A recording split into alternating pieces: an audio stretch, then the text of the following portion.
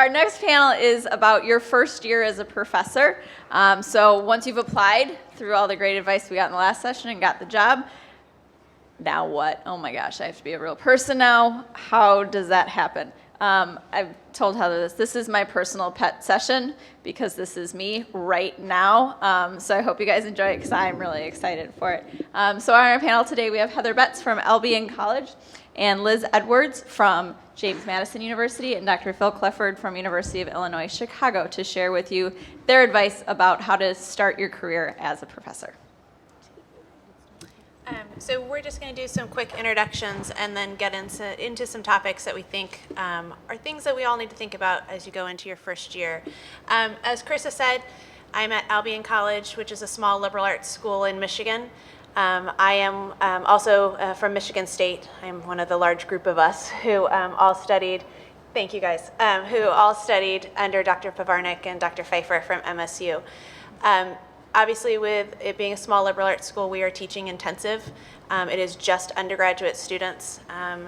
And a lot of times people think that, therefore, all we do is teach, but hopefully we'll clear up some of those misconceptions as we go on. I'm Liz Edwards. I'm from JMU. I feel a little bit of a need to clarify how JMU has evolved since Dr. Pavarnik stays there, which is quite a bit. We're actually a very active master's level institution, quite productive as a faculty now. So we're sort of similar to App State in that middle ground where a standard load in my department would probably be a 3-3, but you would still be expected, around a pub a year. Several of our faculty do more than that. I have no affiliation with Michigan State. I'm not affiliated whatsoever. I did all of my schooling at the University of Miami and then went home to Virginia, which is how I sort of ended up there. Another sort of interesting perspective that I bring is I am part of a dual academic marriage. So my husband is here as well. He's also an exercise physiologist. He's at University of Virginia, just about an hour away from JMU. So that was a really interesting way to go about a job search, not only looking for two academic jobs, but looking for two academic jobs in the same field. And so it took us a while, but we got there and have landed in a place we're really happy. I'm Phil Clifford. I'm from the University of Illinois Chicago, which is a public R1 university in a state that has no budget. And so we're wondering how we're going to move on to the next year. There are 7 health science colleges at the University of Illinois Chicago. I'm the Associate Dean for Research in the College of Applied Health Sciences, which includes kinesiology, nutrition, occupational therapy, physical therapy. And so research is a major function of those people that are on the tenure track in our university. So I think I'm going to go ahead and start. Once you get the job and you're super excited, and then it's the now what. During the interview process, as the previous panel talked about, finding out what the expectations of the university or the college are is incredibly important. Are they looking for one publication a year? Are they just looking for one publication in your first 3 years before an interim review and then another pub before your tenure track? I just finished my 5th year. I'm up for tenure in the fall. That's going to look very different at a small teaching school versus at an R1. But no matter where you are, they are going to evaluate you on 3 criteria: your teaching, your service, and your research. The focus is going to be dependent on the size of the school that you're at. And when you just start teaching, I think everyone's sort of main goal is to stay one step ahead of your students. And we're just trying to keep our head above the water. I know my first semester, I was also trying to finish up my dissertation revision. So that first semester is sort of a blur. It all worked fine, but it's sort of a blur. One thing that somebody said to me that I thought was vitally important, and I've sort of tried to keep with it through the last 5 years at Albion, is to think about tenure at every step. It may seem so far down the road that it's something that I don't need to think about just yet, but it is something to keep in mind, and everything you do needs to build for that moment of when you turn in your tenure packet. So a couple things is to, again, find out what the expectations are. I loved the comment from the last panel of during the interview process, ask what does a good assistant professor look like? What are those expectations? Make sure you clearly know what they are. I know my first year, sometimes I would ask a question and I would get the answer, just check out the faculty handbook. That's not a good answer. The faculty handbooks are usually, if you've ever read one, are not the clearest document ever. So really talk to faculty within your department or within your division or within the college itself of what those expectations are. Write everything down. If you go to a workshop, if you go to a meeting, if you do a guest lecture, whatever you do, keep a document on your laptop or on your desktop of everything you do. As minor as it may feel, make sure you have documentation of it, because eventually you're going to be writing your narrative that goes with your tenure packet. Mine was 35 pages when I turned in my interim tenure review packet after year 3 or in year 3. You need to show that you bring value not only to the students in your teaching, especially if it's a teaching focused position, but also in service to the college, service to organizations like ACSM. I can't stress enough getting involved at the regional level. I will give a disclaimer, I am the current president-elect of the Midwest region. But get involved in your region, network with people. As Dr. Pavarnik said in part of his talk, finding good mentors is vitally important, and they may not be within your department, they may not be within your college. Network with the folks that you meet at this meeting. They're going to help maybe give you some inspirations that you need. But again, documentation is incredibly important. Another thing is looking to, whether you have it at your college or online or other colleges, but centers for teaching and learning. Especially if you're going to go to a school where teaching is the focus, that's where a lot of their evaluation of you is going to be placed. Look at resources out there. Keep current on them. Teaching philosophy, I know that the panel before us, some had to provide them, some didn't. If teaching is going to be the focus, you need to have a very well-worded and well-thought-out teaching philosophy, not only for the interview process, but then when you come up for interim review, and also again when you come up for tenure review. Another thing that I've really tried to sort of stress over the last 5 years within my own teaching is to be able to be willing to reevaluate my teaching. Especially if you're teaching the same classes over and over again, we sometimes get a little complacent. That class is already prepped. Great, I don't need to prep it. I'm good to go. Don't take that as sort of the end-all, be-all. Always be able to evaluate your teaching. We can always improve. We can always get better no matter what size school we're at. So make sure you're looking at your teaching. How can you improve? What are the evaluations saying? Are you showing progress in your teaching? We don't always get all great reviews on our teaching. That's life. We're dealing with students. They can be unpredictable. So look at your trajectory of teaching. That's what your tenure committee is going to look at. Maybe you didn't do really well the first time you taught research methods. Well, what happened the second time? They want to look to see that you're improving as a professor, and that's something to keep in mind as you're getting through that first year. Again, it may not be the smoothest year, but think about how you can take those experiences and build on them. Another thing is start small when it comes to research. Again, having well-defined expectations from your school is important. As I said in my intro, Albion College is a small teaching-intensive school, but we're still required, and quite a bit of research is done with the undergrads. I focus my whole research agenda around getting them involved in research. And really one of the joys of being at a small school like Albion is I can get my students involved. Your tenure committee is going to look at that. Are you doing your research all on your own, or are you involving students? And depending on the size of the university or the college you're at, that may be incredibly important to them. Someone said when I was at MSU, it's the graduates who are going out to teach at the small schools. They are providing the big schools with their graduate students. So giving them that research opportunity is incredibly important. And even though teaching is the focus at a small liberal arts school, research is still very important. So again, as you get through that first year, I know you're going to just be trying to keep your head above water and keep ahead of your students, but keep in mind all the things that that need to go into your tenure review process. Keep really good documentation. Get involved no matter how big or small the committee is. Volunteer for as many things as possible on campus. Get involved at the regional level and the national level for ACSM if you can as well, and network. Sometimes it's nice to be able to turn outside of your department to talk about some of the struggles that we may face within our departments as we get through that first year. And having a good network, whether it be from graduate school and the buddies you dealt with there, or people you network with at meetings like this, they can really help you in getting through that first year as well. A lot of what I'm going to speak about sort of overlaps with what Heather just talked about. And I think one of the best advice I got while I was in my first year was to think about where you want to be in 5 years. Not just getting tenure, but who as a professional do you want to be in 5 years? And if the institution and you are a good match, then that's going to lead to you being successful in the tenure process. But if you really think about what you would like to have accomplished in 5 years, that informs a lot of your decisions down to what research projects you're going to get involved with, what service opportunities you're going to take on. Sometimes you just have to sort of take one for the team. That's part of committee service at the department level.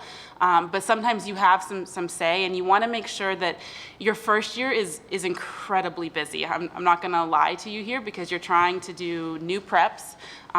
If you're at a school that requires research, particularly research that, more of a line by the time you've got tenure, you've got to get that started relatively quickly. And you really want to be making smart decisions. So you want to make sure, one thing to be blunt that I sort of messed up on is I was so scared about getting my line started that I jumped onto some stuff that someone who was leaving was helping me get started with, but it wasn't really what I wanted. And so I ended up, I don't want to say wasting a year or two, but spending a year or two on some research that wasn't really getting me towards where I wanted to be in 5 years, versus sort of stopping and saying, wait, how can I at least tie in what I want to this project, and really get started in what I want to do. I've been lucky to even be able to shape my service and combine a lot of them, so I'm in a somewhat unique position at JMU in that in addition to being my normal faculty role, I'm the director of the Morrison Brew Center, which promotes physical activity for girls and women. We're an endowed center with actually a pretty healthy endowment. I get a teaching release for this, so all my colleagues teach a 3-3, I teach a 2-2. So part of what I had to figure out coming in is how was this large service load going to be evaluated in my tenure process? Because I was on a slightly different role than most of my colleagues, I needed to understand how that was going to fit in my evaluation when I went up at 5 years, and whether sort of what was written and what was actually going to happen matched. As much as we would like to say that those always do, there's a lot of unspoken sort of things that go on in the tenure process. So I think a lot of Heather's point of just asking around, like asking senior colleagues, asking what does a successful colleague look like to you? Similar to what one of the people on the previous panel said, when you go, what do I need to do for tenure? They get very nervous. No one wants to commit to, if you have this many pubs, if you have this on your student evals, then you're good. Very rarely. I've been to a couple schools where they have very clear tenure guidelines, but for the most part, it's a little bit more, I don't want to say wishy-washy, fuzzy than that. But people will talk about what a successful colleague looks like. And so you get them talking a little bit more, you learn a lot more that way. I think really starting to find out how you're going to be evaluated in each area. So how is teaching evaluated? Is it just off of student evaluations of teaching? Are you going to be actively observed in the classroom? Are you going to be submitting a lot of documentation in terms of, syllabi would be kind of standard, but in terms of teaching philosophy and self-reflections and things like that? These are very different ways to evaluate teaching, and it's done very, very differently at different institutions. Similarly, in research, is it all publications? Where does grant money fit in? Where do presentations and engagement at the national and regional level fit in? And then how do those fit in with the larger tenure picture? So at JMU, we're evaluated annually, which has its pros and cons. We get a lot of data, like by the time I'm also going up this fall for tenure. So I've at this point had 5 annual evaluations. So I have lots of input back from my colleagues. The bad side of that is we don't actually have a formal mid-tenure review. So unless I go to my chair and say, let's take a step back and look at the big picture, all I have are 5 one-year evaluations instead of, am I really on the right track overall? And research is where that could come back to sort of bite me in my case. And the specific example that I can give is that on any given year, I could perhaps meet expectations by coming and doing a presentation here. If I did 5 years of presentations and no publications, that would not be a successful tenure portfolio at my institution. So you sort of have to differentiate between how often are you going to be evaluated, and then when you do go up for those evaluations, who's doing it? That also varies drastically by university. At JMU, tenure is extremely decentralized, so it's basically at the department level for basically in function. Those criteria have been approved higher up, but basically our personnel advisory committee, which will be made up in my case of all tenured faculty in my department, will evaluate my tenure portfolio this fall. They'll write letters. My AUH, we call them unit heads at JMU, not chairs, will also write a letter. Those 2 letters get sent to the dean, and then they just consequently get passed up higher and higher. So it's really important for me to understand that all tenured faculty in my department have a say. On the other hand, we do not have any external evaluators at JMU, neither external outside the department, other than like the dean and the provost, or external outside of the university. My husband, on the other hand, at UVA, they have to solicit external from the university, and also his entire college has a meeting where they debate the merit of this person for, so they vary very drastically. And so this is stuff that you want to start understanding early. And then the last part of that with the service, some institutions look at that very much as sort of a check the box, make sure you did what you were supposed to do. In my case, I was really interested in learning more about that because my service takes on a very different viewpoint. I'm directing a center. I've got an incredible administrative load, including managing financial accounts and all of that kind of stuff. So was that actually going to be valued when I went up for tenure? And that was something that I've had, to be honest, a lot of conversations, not only with my unit head, but my unit head has gone to my dean, and even with my colleagues, because my colleagues, out of a department of 14, I think there will be 2 other untenured people when I go up. So 11 out of the 14 will be evaluating me. So essentially the vast majority of my colleagues. So I think really getting down and understanding the evaluation criteria, getting what written materials there are. Most departments will have some written documentation of the criteria. Again, I have seen a couple that say this many publications and this is how we tier journals based on impact factor and things like that. That's more the exception in my experience versus the rule. So I would think about those things, really learning those things while keeping your head above water. The first year is tough. The other thing, the one thing I will say, I'm generally a very sort of make sure that everything you're doing that year is really working towards that 5-year goal. I'm a big advocate of doing at least one thing out of your department. Otherwise, you can end up in the same building, teaching in the same classrooms with the same 14 people all year round, and you can go crazy pretty quickly and lose a lot of perspective really quickly, honestly. Some of the most valuable input I've gained have been from people outside of my department, originally at my institution, then now I've been lucky enough to get on a committee here and start to get perspective from there. That's a really powerful, positive thing to understand how your university works at a larger level, but also just to keep yourself from getting Godwin Hall is where I work. It looks like a sanitarium. You could lose your mind in there if you weren't careful to get out of Godwin Hall occasionally, especially if on one hand we're lucky that our labs, our offices, and our classrooms are all in one building. On the other hand, it means that a lot of times I don't actually see natural sunlight except for through my window. So I'm a really big advocate in getting at least one committee assignment or involved in one organization outside your department just to kind of keep you sane a little bit. I'm going to not talk a lot about my personal career path and about getting tenure. I want to start off by just piggybacking on what Liz just said about this value of going outside your department in terms of the tenure process, though.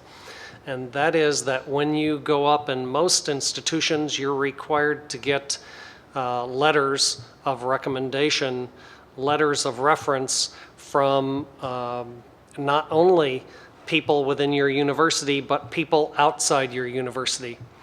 So Heather mentioned the word networking earlier on, and you're involved now at this meeting in creating a network.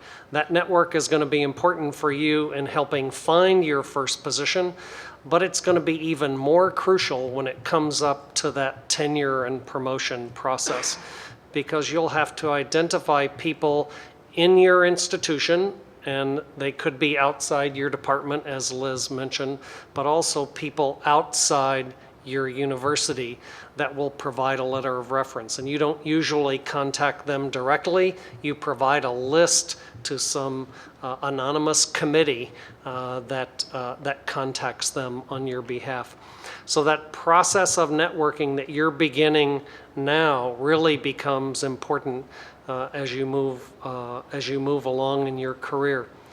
I'd like to use my time to mention two resources that I think that are useful. I've really appreciated hearing the personal stories of Jim Pavarnik and the panel before us, as well as these two talented faculty members. But there are some resources that you should know about that haven't been mentioned.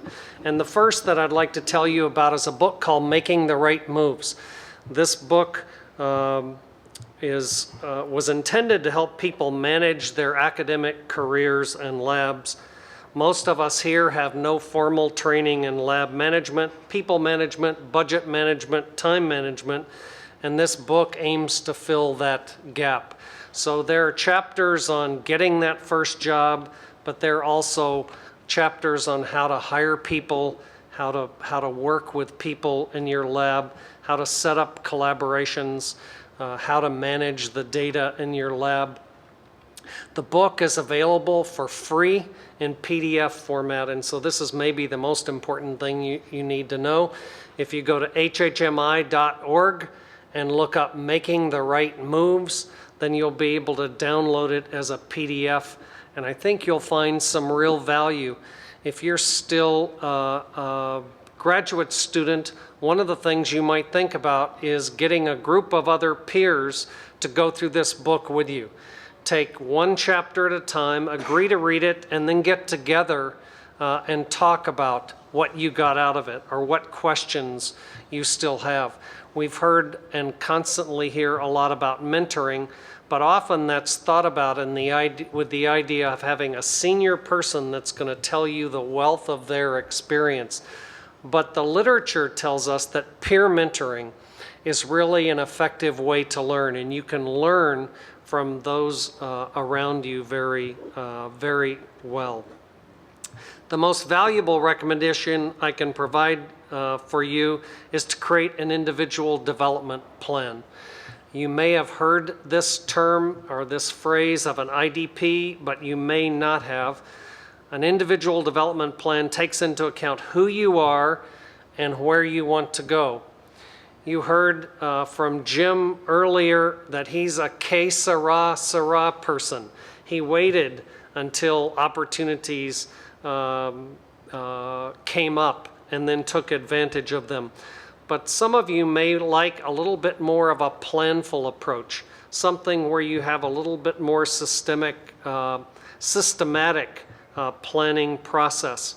And there's a website that's been created along with the American Association for the Advancement of Science, AAAS, the publishers of science, that provides free access to a website that was created for graduate students and postdocs. There are some handouts that are on one of the chairs in the back if you'd like to grab it as you go. This is a free website. This isn't something that's commercial that we're trying to advertise here, but it helps you think about what you want to get out of your career. And I heard that explicitly from Liz just a few minutes ago, to think about where you want to be in 5 years. But this website will help you walk through the process of what are your skills, what are your interests, and most importantly, what are your values? When it comes to the end of the line, what is it that you really want to accomplish, not just with your career, but with your life? And so this website isn't going to give you the answers, it's going to ask you the questions that sort of help you think through that for yourself. As students and as faculty, we get caught up in the fury of the moment as we focus on the next experiment, the next lecture, the next deadline. We often don't take a step back to look at the big picture. Stephen Covey, in his best-selling book, The 7 Habits of Highly Effective People, exhorts us with his number 2 habit to begin with the end in mind. And so that's the idea of having an individual development plan. Successful people have a sense of who they are and where they're going, and that's the idea of an individual development plan. I think 2 things, one thing that Liz said and one thing that Phil just said, getting out of your building or out of your department and peer mentoring or peer networking. At Albion, my first year, I missed the events the week before the semester started. I was on my honeymoon. I had just finished at MSU. You know, big life changes, right? All within like a 3-week span. So I missed the new faculty workshop. I missed the faculty retreat day. So people knew that there was a new professor in kinesiology. They knew the name, but nobody could put the face with the name. So I didn't know anybody outside my department. Our building is on, well, it's on the other side of the railroad tracks on campus, and nobody comes down to our side of the tracks. So I made it a really big point my first year. Any sort of event on campus I went to. And we have First Friday faculty gatherings, wine, beer, and cheese, and crackers. I went just so I could get my face in front of people, so I could meet people outside of my department, because I was not going to be running into them in the hallway in our department, in our building. So I tried to do things like that. Anything where I could mingle with other faculty. Last year, I started female faculty lunch. We have a campus-wide faculty meeting the 3rd Thursday, I think it's the 3rd Thursday of every month. So before that, open up to any female faculty, and we all get together and have, randomly get together and have lunch. So some are senior faculty, some are new faculty, but again, a way to get outside of my department, interact with others on campus, because eventually either I'm going to work with them on committees or they will be on my tenure committee. So we do faculty elections every spring. So the committee that I'm going up in front of in October for tenure, 2 of the people on that committee I've worked on committees with. A 3rd one, we have some research in common that we've collaborated on. So these people know me, not only as a professor, but as a person. And at a small school like Albion, that's beneficial. And you need to be involved within the community, not only your department community, but if possible, the wider community as a whole. And that's something to keep in mind, to not only find good mentors who can, give you their life experience, but peer-to-peer. There's a biology professor, we started together, and so we get together all the time and talk because we're going through the same things at the same times, just in different sides of the campus and in different departments. But again, being able to talk to those people who are going through it at the same time you are, and maybe outside of your department, can give you some perspective on what you're going through within your department. And that's really important. So I think that peer-to-peer mentoring, I think a lot of times gets forgotten. And we think more about this sort of standard older person, older career, younger career sort of format. But I think there's real value in the peer-to-peer. And I'm really glad you brought that up as well. Sort of 2 more things I'll add. Another couple resources that have been helpful to me, there's 2 books. One's called The Teaching Portfolio, and the other's called The Academic Portfolio. And these both just give examples of how to put together a teaching portfolio that explains what your teaching philosophy is, how to give examples. They're actually quite short reads. The material is probably only 20 to 30 pages, and then they give multiple examples from different types of institutions in different fields. So it's a really practical resource that helps you think about, as I'm starting to write my own tenure materials, it's like, how do I sit here and basically justify my existence in your department for the last 5 years? And that's a pretty big thing to sort of bite off at. Like, if you think the cover letters were hard, wait till you get to the tenure packet. The second thing is in the first year, it can be a little bit hard to see the forest for the trees. You're going to be a little bit overloaded. Tenure is a long process, and you'll come to appreciate that it's a long process. And that's a good thing. Take heart in that. There's a reason it's a 5-year clock, that it's long enough for you to actually develop a little bit as a professional.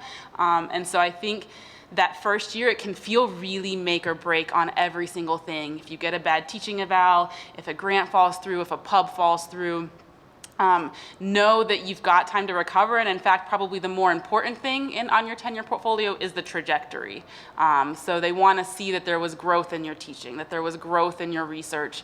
And then the last part I wanted to add in that first year is pay attention to sort of the social norms, I'll call them, around your department, and be engaged with it. So are people really present? Some departments have different cultures. Some people come in, teach, do their office hours, and then they're out, and then that's how that department works. Other departments are very, very present. They expect you to be in your office with your door open all the time. Those are important. You want people to be looking for a reason to give you tenure, not for a reason to not give you tenure. And I have actually seen at JMU, not in my department, people pushed out because they didn't fit, because they didn't abide by some of these semi-written, semi-unspoken sort of norms in terms of, and at least at JMU, there's a teaching research service and basically like community member kind of clause in there. So pay attention to those norms and just respect them. That's not to say that as you get there, you might not be able to shift them yourself. Your first year isn't the year to do that. Your first year is to come and just try to be a member of the community. You may decide it's not the place for you, and that would be okay. But you're going to want to be able to leave wherever you are successfully, if that is the move for you, or maybe you find that it really is there. I think some of those social things sometimes get underrated in terms of where your importance of time should be. And they can be quite important in terms of building that camaraderie, having people that you know to call when you have a question to be able to actually get a straight answer, having enough of a relationship that people feel like they can give you a straight answer versus just some junior faculty that's showing up at their door and asking a question, if that makes sense. I think also getting some sort of example when you sit down with a blank Word doc and have to put together your narrative, which again, as I said, faculty handbooks are not the greatest written document out there. All I wanted was somebody to tell me what's the format supposed to look like. I don't care what the words are that you put on the page, but just give me a template or something. And again, my friend Brad is a semester ahead of me on tenure, even though we started together. And he sent me his, and I didn't read a word that he wrote because I didn't want his words in my head. I just wanted to see sort of how he laid it out, so I had an idea. Some colleges and universities will give you a template. Some departments will show you, hey, here are other successful ones that have gone through in the department. Again, by networking with your peers, whether it be at your institution or another institution, will help you with that. What does that narrative look like? How do you break it down? How do you sit and really, I think it was Aaron possibly said in the last session, pat yourself on the back. You have to do that in your cover letter, but you definitely have to do it in your tenure materials. And again, from day one, keeping track of all the letters of rec that you write, all the workshops you do, all the little things that you do that we sort of take for granted in our daily lives as professors. Keep track of that because you need to document your worth to your department and to your university. And you need something to back it up instead of just sort of loose terms of, I help my students. Okay, well, how do I do that?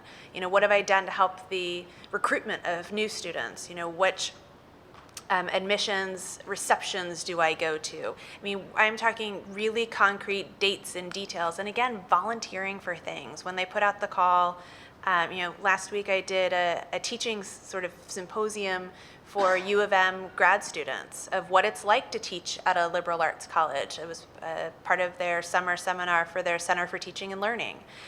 So I sat with a whole host of postdocs and grad students to say, this is what it's like at this school.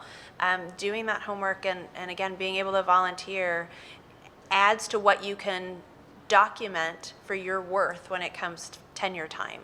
Nothing is too small when it comes to service or committees or any of those things that go into your evaluation and how you're going to be judged when the time comes. Some institutions will even let you observe the evaluation process, let you be a non-voting member on we call them PACs, but on whatever the committee is.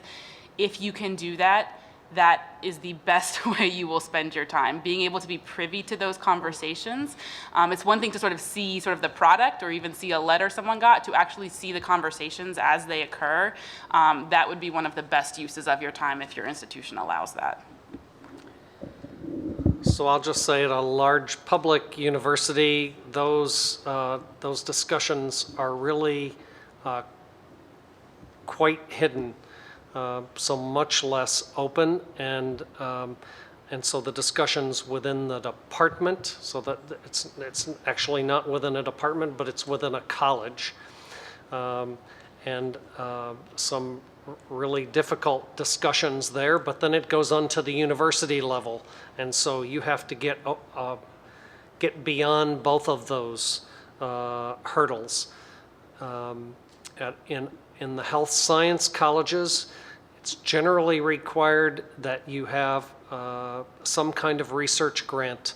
It used to be expected that that would be a federal grant, but I think there's a little bit more leniency given the difficulties these days. But publications are the currency.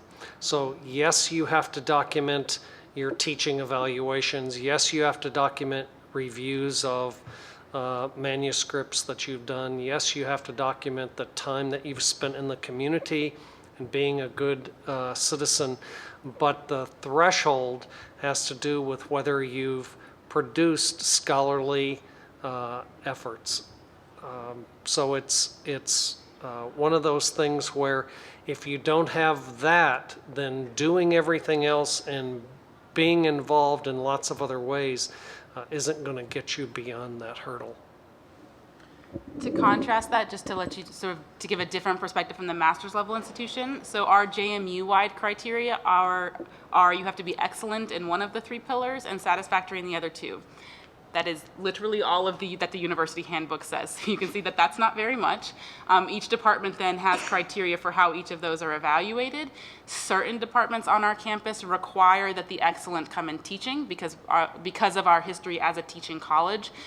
Certain units really still strongly identify with that and even teach 4-4 and even 5-5 loads. That seems insane to me. Our department is a little bit more of that sort of true master's comprehensive in terms of we sort of value the balance between teaching and research. In my case, what I wanted to know was whether it says in the handbook I could go up in the pillar of service because my service isn't just an amalgamation of committees, right? It's like an actual center that I'm running. And that was something that my unit had even went all the way up to the dean to get sort of, no, for real, if she submits this as her tenure packet, is that going to be successful? So that just sort of gives you a different perspective of, at an R1, the research is going to make or break you. At my level, I get a little bit more option to sort of pick which area I want to highlight as where I'm excellent. When I go up for full, it would be I have to be excellent in 2 and satisfactory in the 3rd, versus I'm assuming you have to be excellent in teaching. Yeah, you're not going to be successful if you don't have the teaching component, if that is the focus of the school. But again, I still need to document service both internally and externally. I need to still document research, and especially research that involves our students. And that it's hard to juggle. I mean, one thing we haven't talked about is the balance. It's very hard. Your first year will be hard. As I said so Aaron and I both started together. A good friend of ours started out in academia the next year. And I remember calling our friend Meredith and saying, this year is going to suck. It's going to be incredibly hard. Know that next year will be better. It will be a little bit easier. It gets a little easier. But I think we would be doing you a disservice if we didn't say, it's hard to juggle it. I have 3 kids at home, a husband and 2 dogs. I have an hour commute each way. I mean, there are things that are going to make your daily lives difficult. You can't be the best every day in everything that you're trying to do. But if you sort of keep in mind from day one, as Liz said, here's my 5-year plan, and I think that website sounds awesome. I wish I knew about that 5 years ago. And that website sounds awesome as far as developing that plan. You keep that in mind. There are going to be ups and downs of trying to balance life as a professor because we all have lives outside of the classroom as well. Don't tell that to my students who are here because that would shock them. but keep the end goal in mind. And I think if you keep on top of it from the get-go and not wait until, 2 months before your interim materials are due. So ours is you have a 3-year review and then your 10-year review. If it's something that you keep in mind and keep that folder and keep throwing things in there, it'll make the process easier and the balance easier. Because it's a balance game. It's a juggling game. And this last year was, I thought my first year was hard. This past year was really hard. Trying to balance a baby at home and teaching and keeping tenure, which is, creeping up incredibly fast, in mind. So there are going to be ups and downs the first year again because new preps and a whole new situation and trying to navigate the social norms, which are unwritten, usually at the schools. It's difficult. But just keep in mind, if this is your passion, that should be the overriding focus. And even when there are tough days, whether it be due to teaching evaluations or other things of dealing with students, keep that in mind. And if you have a good network of support, whether it be with peers or people you've met at ACSM, turn to those people. We all go through this as professors, and use the network you have around you to buoy you up on those tough days. I think to build off of Heather's point a little bit about balance, that's something that you're going to have to figure out how that works best for you, particularly in this age of constant connectivity. And honestly, the general expectation that you're going to be constantly connected because our students are. Because they're constantly having their phone in their hand, they sort of expect the same. And as I've gotten older and more experienced and more comfortable, there have been times when I'm like, guys, you email me at 10, that's not happening. Like, I'm in bed like a normal person, go to bed. But that's something that you're going to have to figure out what that balance is for you. At the same time, it makes me more comfortable to go ahead and answer some emails at 8 o'clock at night because it makes me like a little crazy when there's the red dot on my phone. That for me is how I feel sort of more relaxed. For other people, I have professor friends who have literally gone back to flip phones, to dumb phones, because they don't want the connectivity, and they can tell a student, sorry, like, I don't have a smartphone. That's you're out of luck. You should have thought about it during office hours. You have to find what's going to be authentic to you to find that balance. In that first year, set up some blocks of time where you're going to be able to focus on prepping classes or on research, or whichever one is where your focus needs to be.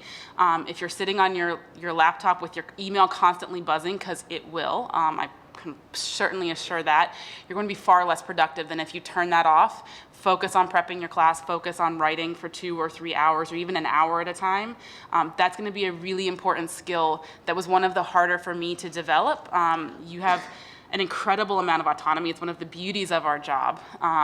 But that means that you have to be very good at self-regulation in terms of being able to prioritize your time, set aside that time, and again, think about what you need to accomplish this week, this month, this year, and this 5 years, and prioritize your time according to that. Obviously, we all know you have to be responsive to students because, then the students are why we're there. I'm not trying to be like, oh, those stupid students. I get that's why we're in our jobs. But that has to balance with you also being able to do the other parts of your job, which include preparing a quality classroom experience for them. So you're going to have to find that balance in this age of constant pinging and even constant stopping by your door, and being able to put a note on your door saying, hey, I'm writing a manuscript, I'm prepping a lecture, because if someone is stopping in every 5 minutes, that's really going to disrupt your time. There are so many days where I'm like, thank goodness the day is over, now I can actually go home and do my work. And so I think that's what as I've become a parent, you'll actually see my daughter around. Part of being the dual academic marriage is we both need to be here, so the daughter's with us. But as I've become a parent, I've tried to put more of work at work and more of home at home. And that's one of those skills I've had to develop, is being able to say, this time needs to be devoted to this, and I'm gonna stick to that, and I'm gonna hold myself to that, even when something else is perhaps popping up. If it's not an emergency, it can wait, kind of thing. Well, I think you've got complete agreement from the 3 people up here. You need to set up boundaries, and those can either be time boundaries, that after a certain amount of time I'm focused on my family, or I'm focused on me, or I'm focused on my hobby, or those can be place boundaries. So don't have all day in your office. Maybe there's a study carrel in the library or a coffee shop that gives you a physical boundary that you can move to allow you to accomplish the things that are important for you. So you have to figure out how you're going to do it. But the key to providing that balance and engaging in all the different activities of your life that you think are important is to be able to make time for them. So maybe we're at the point where we should open it up to questions from you folks. If you will, go up to the microphone so that everybody can hear your question.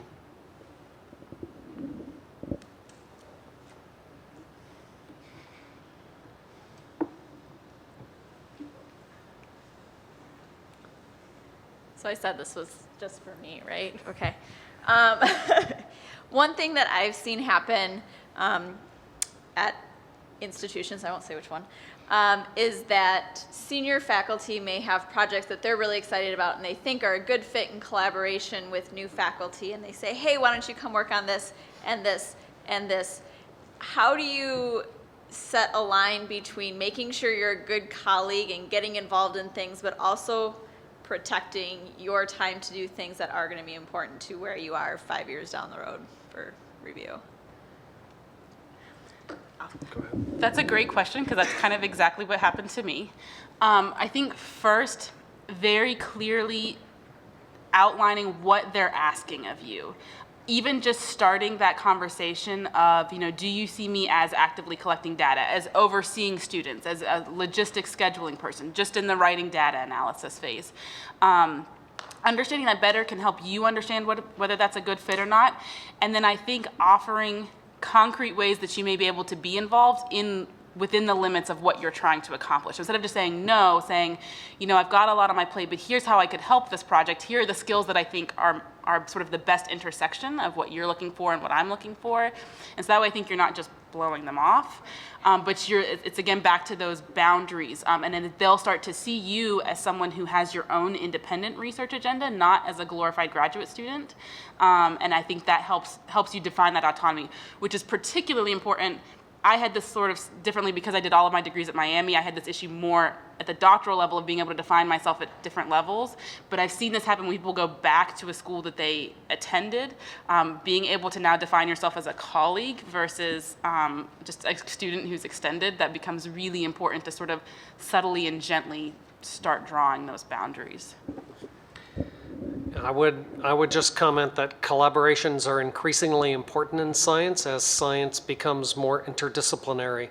So embrace those opportunities, especially if they're a little bit outside your expertise, because you need to broaden the involvement. Instead of saying, I'm this kind of a scientist, you need to have colleagues that come from other disciplines. But as Liz just said, define what the expectations are up front, including the potential outcomes. We're going to have a paper out of this, and here's who's going to be the first author. It's my graduate student, or it's going to be you. And here's what the potential grant application is that will come out of this, and who's going to be the author of that. Completely agree.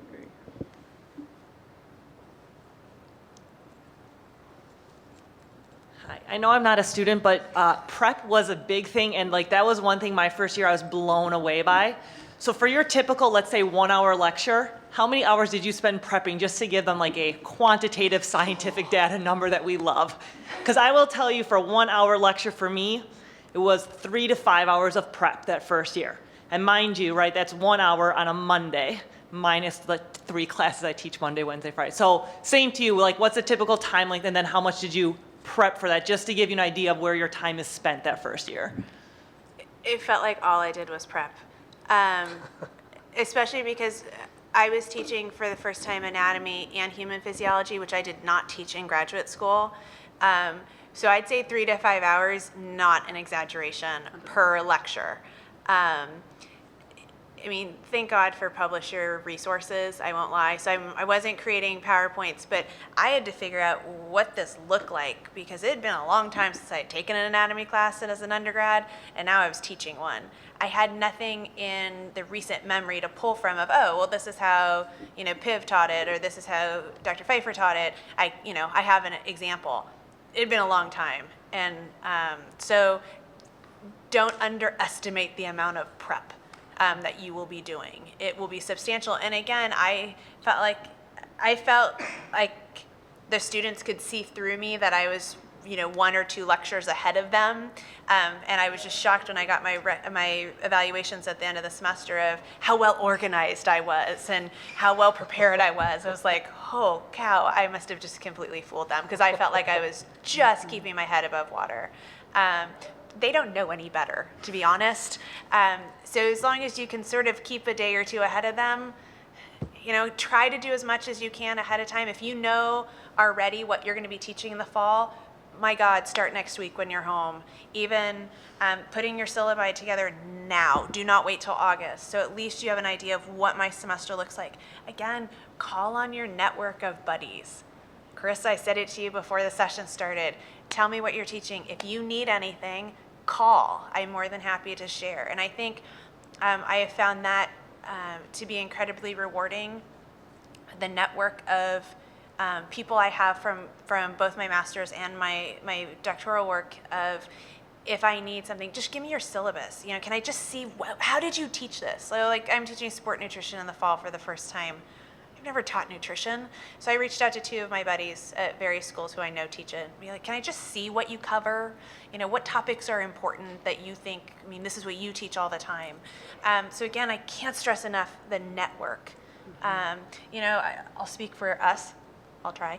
Come up to any of us after, if you see any of us around, any who's on either this panel or the panel before, if you want to talk to us more in depth about, specific questions, use us as the start of your network as far as what faculty life and the interview process in that first year looks like.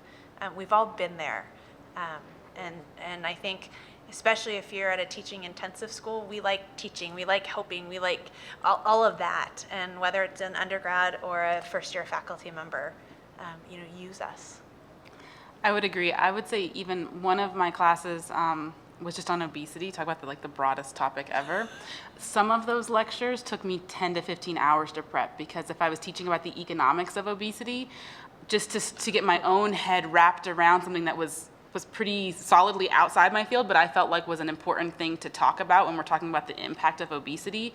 Some of those lectures took me an incredible amount of time to prep. Ones that were a little bit more in my wheelhouse, I would say 3 to 5 is a little bit more standard.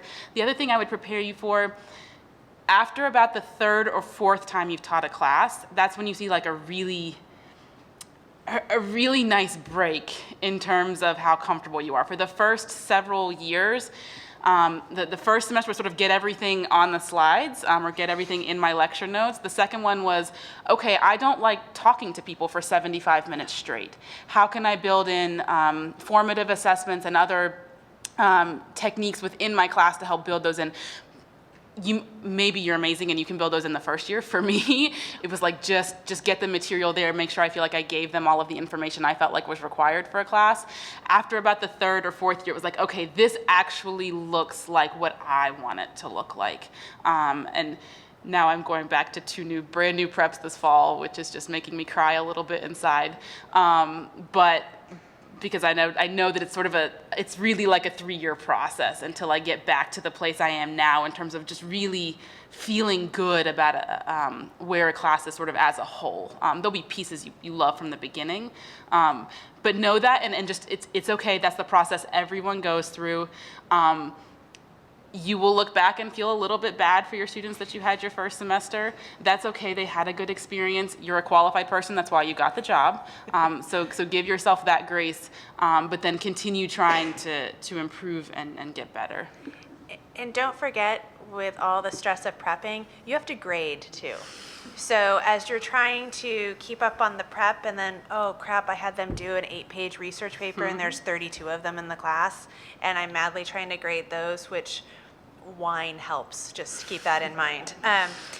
And you're still trying to prep. So as you're looking at your 3 classes or 4 classes, God love you if you have 4 for the semester, look at when you have things due. It may seem awesome if your anatomy class and your phys class all have an exam on the same day, because great, there's no prep for that day for either class, but that means then I have to grade the exams. So keep in mind what the grading load looks like in addition to the prep load. Students like lots of feedback, that's great, but they also like it timely. And if you assign all this stuff, but you just can't get through it because you're also trying to prep, that's no good for either of you. So usually what I do when I do my syllabi, I then grab my planner, my calendar, my phone, and I plug in when I've scheduled the test to make sure that there's not too much overlap, or when I've scheduled research papers in 2 classes to make sure, again, one may be earlier in the semester so I can get through those, or mostly get through those before the next wave hits. So keep in mind the grading, because if you're just trying to prep all semester, it's very hard to do both of the magnitude of the grading and the magnitude of the prep. So keep that in mind. Did either of you negotiate for a student helper or a grader to help with No. any of that process? I wish, but my department secretary is always helpful when it comes to multiple choice, true, false, easy things to grade. She always volunteers to grade them, and I am more than happy to hand her the PIO when I come out of the classroom. So you may find sort of an unexpected helper.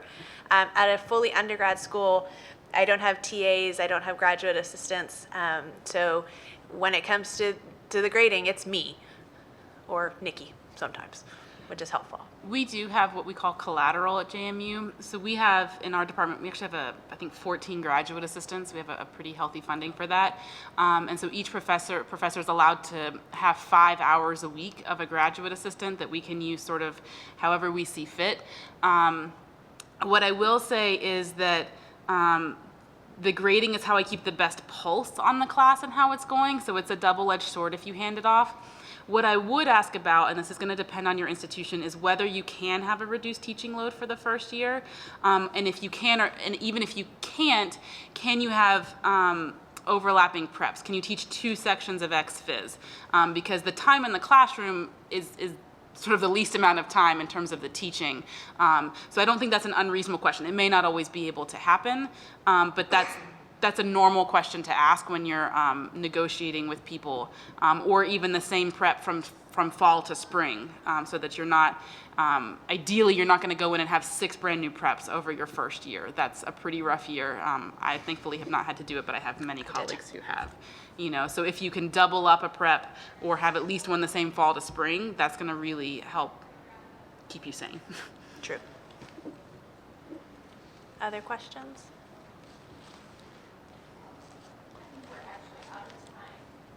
She's on her way up. This is probably more from an R1 perspective, just because it's what I've experienced. I was doing a research rotation in a very junior faculty lab, and she had a postdoc that was pretty much the same level that she was, and there was a lot of knocking heads and conflicting ideas. So how do you, going into being a junior faculty, try to avoid that when you're hiring new people into your lab, when you're hiring postdocs or PhDs or something like that? I think the first thing is new faculty shouldn't hire postdoc as the first person in their lab. Fair. And it shouldn't be a graduate student either, because you're not going to get that much out of that graduate student in those first couple of years. So the recommendation that comes from other people, not just me, but including this book, Making the Right Moves, would be if you've got funding, the first person you ought to consider hiring is a research technician. Somebody that can get in and actually do the experiments and order the supplies and get things organized and keep them organized. That would be the wisest thing to do. I think we have a situation because of the number of scientists produced worldwide where wages have been depressed for postdoctoral fellows, and so often people think of hiring a postdoc first. But there is this built-in competition where you really owe it to a postdoctoral fellow to let her take a project along, and yet the junior faculty member is trying to keep that project. So those are my thoughts about it. Okay, thanks.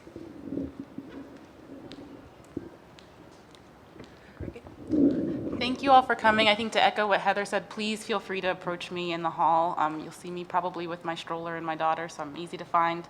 But I'm more than happy to talk about anything we've talked about here or about my dual academic career, marriage thing, if that's something that you guys are facing or anything else. Absolutely. And I think there's supposed to be a networking reception outside afterwards, so don't run away. Thank you. Thank you.